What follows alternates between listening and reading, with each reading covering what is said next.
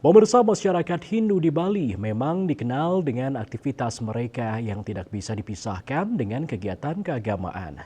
Selain beriannya sekaligus berwisata, masyarakat Hindu Bali cenderung mencari tempat wisata sekaligus tempat suci untuk persembahyangan.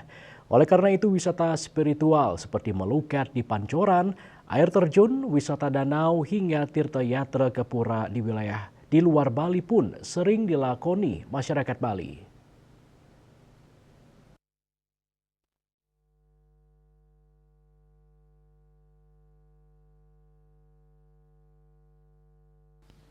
Banyak tempat suci atau tempat melukat yang sering kali dikunjungi umat Hindu sekaligus wisata spiritual di Bali, diantaranya Pancoran Solas di Sangeh, Tampak Siring Gianyar, hingga Pura Tirta Sudamala di Kabupaten Bangli.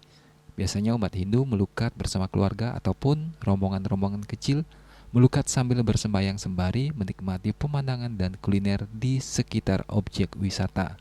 Sementara pura di Bali sering dikunjungi adalah Pesakeh, sementara di luar Bali yang sering dituju untuk wisata spiritual adalah Pura Parahyangan Agung Jagatkarta, Gunung Salak, Bogor, Jawa Barat. Pura Parahyangan Agung Jagatkarta Gunung Salak merupakan pura terbesar di Jawa Barat dan terbesar kedua di Indonesia setelah Pura Besakeh.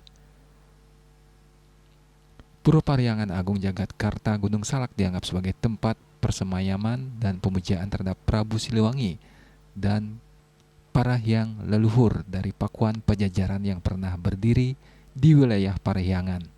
Sesuai namanya, Pura Parahyangan Agung Jagatkarta Gunung Salak memang berlokasi di kaki Gunung Salak, Kecamatan Taman Sari, Kabupaten Bogor. Agus Sudiatmiko, Bali TV.